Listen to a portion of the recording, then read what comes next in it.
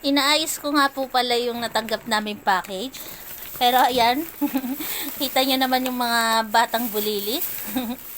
Ang lilikot, kanya-kanyang pwesto.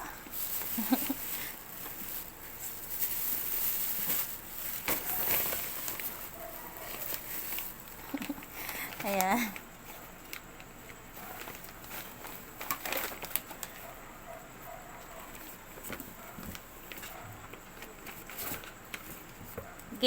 Ganyan na sila kalilikot.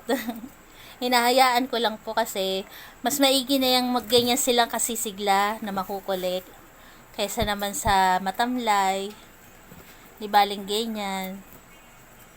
Damdam namin na healthy sila. Tingnan nyo naman po si Cherry. Oh. Kayang-kayang tumawid. Yung isa doon nananahimik ko. May laruan pala siya dun eh, oh. Goku. Si Goku. Tapos si Lips. Ito yung dalawang magkapatid. Hindi makakuha ng laruan. Tingnan nyo naman po.